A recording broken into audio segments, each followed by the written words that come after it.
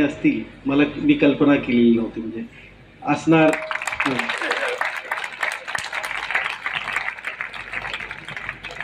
मुलं असणार, मग टिपिकल काही खुर्च्या लावलेल्या असणार, काही लोक जमलेले असणार, मग आपण चला बोलावं, 2-4 असे उपक्रम असतील असं मला वाटलं. पण कार्यक्रम काय संपत नाही. मी यांना म्हटलं तर 6 वाजता जाणार साहेब, मला आज रेल्वे आहे, लवकर जायचंय. पण हे बघितलं की अल्युमिनी मीट या ठिकाणी माझे विद्यार्थी आले. इथलेच नाही, बाहेरच्या जिल्ह्यातले सर्व छोटे सायंटिस्ट, छोटे एवढ्यासाठी म्हणतो वयाने, पण भविष्यातले ते मोठे सायंटिस्ट आहेत. कारण या कार्यक्रमाला तुम्ही नाव दिला, या स्टेजला, या प्रांगणाला डॉक्टर APJ अब्दुल कलाम नगर म्हणून तुम्ही नाव दिलेलं. आणि मला भीती वाटते, माझ्या बघा काय बघा मिसाईल लॉन्चर, तुम्ही या ठिकाणी रॉकेट लॉन्चर लावलेले. कोणतरी म्हटले धुळा साहेब अतिशय सर्वांना काय म्हणतो ते इझी ऍक्सेस देणारे, लोकांना समजून घेणारे, वेळ देणारे वगैरे असं म्हटलं. अहो पण मी लातूर जिल्ह्यातून गेलेलो आहे, असं का म्हणताय?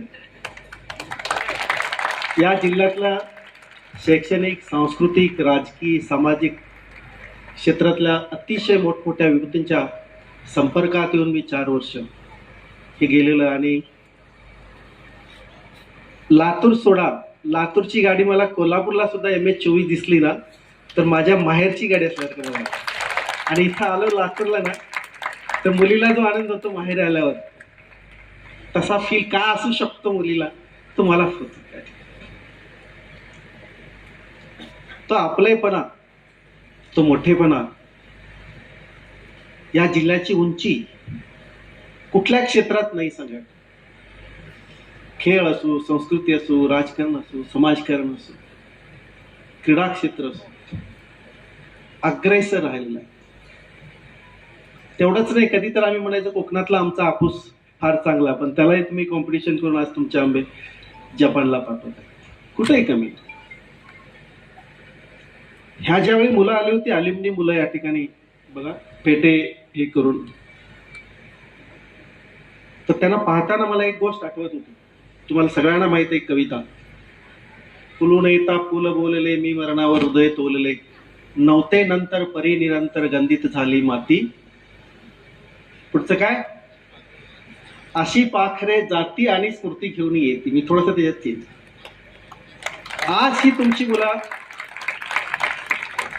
पास होऊन गेले, कोण इंजिनियर आहे, कोण फॉरेस्ट हे आहे, कोण बिझनेस मॅनेजर आहे, चीफ ऑफिसर आहे, आणि आमच्या आश्रमशाळेतून गेलेली मुलं, एक्सक्लुडेड क्लास म्हणतो. आजही आपल्याला तांडावस्ती करावं लागतं, घरकुलं शोधावं लागतं, मायग्रेशन स्टॉप करावं लागतं. सगळ्यात मोठा ताण जर जो या सगळ्या सिस्टीमला असेल तो हेडमास्टरचा आहे, मास्तरांचा आहे. मला कल्पना आहे, मी बघतोय आता मायन्यूट ऑब्झर्वेशन, किंवा वसतिगृह अधीक्षकाचं आहे. ज्यावेळेस मी लहान असताना या भागातून जायचो तर ते पाहायचो सर, इथं काहीच अशी डेव्हलपमेंट नव्हती. मी प्रॉपर लातूरचा आहे, हे जानवळला, चाकूरला खूप सारे माझे नातेवाईक आहेत. परंतु त्यावेळेस प्रश्न पडायचा की अशा भागामध्ये अशा शाळा चालतात कसं आणि टिकतात कसं. परंतु आज या विभागामध्ये काम करत असताना जाणवतंय की अशा शाळा असणं किती गरजेचं आहे. अशा शाळा जर नसल्या असत्या तर काय झालं असतं, किती विद्यार्थी शिक्षणापासून वंचित राहिले असते. कारण की आता मी धाराशिव जिल्ह्यातल्या शाळांमध्ये भेटी दिल्या, लातूर जिल्ह्यातल्या शाळांमध्ये भेटी दिल्या, नांदेड मधल्या शाळांमध्ये भेटी दिल्या. अतिशय दुर्गम भागामध्ये अशा शाळा चालतात आणि 30-30 वर्षापासून या शाळा टिकून चालतात. इतक्या मोठ्या संकटाच्या परिस्थितीमध्ये, स्पर्धेच्या युगामध्ये या शाळा टिकून त्यांचं नावलौकिक टिकून आहेत. ही खरंच कौतुकाची गोष्ट आहे. ही गोष्ट फक्त या शाळेची नाही, इथं बसलेल्या सर्व संस्थाचालक मंडळींची ही खरंच कौतुक करण्यासारखी बाब आहे की अशा परिस्थितीमध्ये आपण मंडळीने ज्या शाळा सुरुवात केल्या, ज्या टिकवल्या, आणि ज्या इथून पुढे सुद्धा चांगली गुणवत्ता देऊन आपण शाळेचा विकास करत आहोत, विद्यार्थ्यांचा विकास करत आहोत. आणि कितीतरी हजारो विद्यार्थ्यांच्या आयुष्यामध्ये आपल्या माध्यमातून शिक्षणाची गंगा वाहिलेली आहे आणि हे खरंच कौतुकास्पद आहे. परंतु बाहेरच्या परिस्थितीमध्ये विचार करता आपल्या आश्रमशाळेकडे जो दृष्टिकोन आहे तो दृष्टिकोन अशा शाळांना भेटी दिल्यानंतर साफ चुकीचा ठरतो.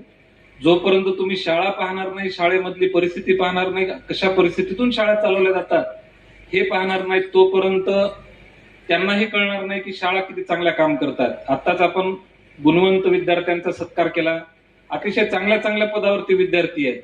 आता या शाळेमध्ये आपण आहोत म्हणून इथल्या विद्यार्थ्यांचा सत्कार केला, परंतु अशा आपल्या विभागातल्या जवळपास 225 शाळेमध्ये कितीतरी हजारोनं गुणवंत विद्यार्थी घडून गेलेले आहेत, परंतु आपण त्यांना कधी समोरच आणलेलं नाही.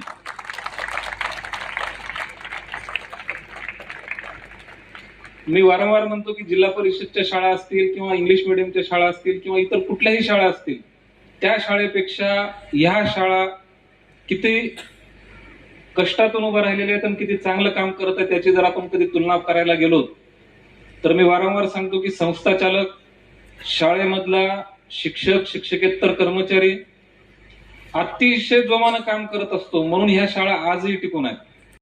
आर्थिक दृष्ट्या, सामाजिक दृष्ट्या, सांस्कृतिक दृष्ट्या दुर्बल घटकातून येत असतील, परंतु मानसिक दृष्ट्या, बौद्धिक दृष्ट्या, शारीरिक दृष्ट्या ते प्रचंड खंबीर आहेत. आणि ह्याचं उदाहरण म्हणजे आज माझे विद्यार्थी वेगवेगळ्या क्षेत्रामध्ये स्वतःचं नाव कमवत आहेत. आज माझ्या विद्यार्थ्यामध्ये किती गुणवत्ता आहे ह्याच्यापेक्षा माझ्या विद्यार्थ्यामध्ये माणूस घडवण्याचं काम माझ्या शाळेतील प्रत्येक माझा शिक्षक आणि शिक्षिका करत आहेत. प्रत्येकाच्या घरामध्ये मला, प्रत्येकाच्या मनामध्ये मला घर करून राहायचंय, प्रत्येकाच्या मनामध्ये मला घर करून राहायचंय. कितीही कठीण असलं तरी मला माणूसच व्हायचंय, या विचारानं जगणारा माझा प्रत्येक विद्यार्थी आहे. मी आपल्या पुढे हीच विनंती करतोय साहेब. आज संस्था चालकांच्या उपस्थितीमध्ये या ठिकाणी अनेक मुख्याध्यापक, अनेक शिक्षक देखील या ठिकाणी उपस्थित आहेत. साहेब, आपल्याकडं आपण प्रत्येक वेळी अशा आश्रमशाळेमध्ये नाही पोहोचू शकत. त्याचं कारण असं आहे की आपल्या कामाची व्यस्तता, आणि त्या व्यस्ततेमुळं आपल्या नजरेमध्ये या आश्रमशाळा येत नाहीत, आणि कुणीतरी तिथं येऊन आश्रमशाळेविषयी एक प्रतिकूल चित्र रंगवण्याचा त्या ठिकाणी प्रयत्न करतो. कुठून तरी असे निरोप येतात, बातम्या येतात की ज्याच्यामध्ये आश्रमशाळेचं एक चुकीचं स्वरूप या ठिकाणी रंगवलं जातं. मी असं म्हणत नाही की सगळ्या आश्रमशाळा ह्या चांगल्या आहेत. 2-5% आश्रमशाळांमध्ये उणिवा असतीलही, परंतु महाराष्ट्रातल्या बहुतांश आश्रमशाळा या पद्धतीनं, दमदार पद्धतीनं, ताकदीनं आणि सकारात्मकतेनं काम करत आहेत. आणि अशाच पद्धतीची गुणवत्ता, दर्जा या आश्रमशाळेमधून आज पाहायला मिळते. आणि हजारो विद्यार्थी दरवर्षी आपल्या नावाचं या ठिकाणी समाजामध्ये एक अभिमानाचं स्थान या ठिकाणी निर्माण करतायत.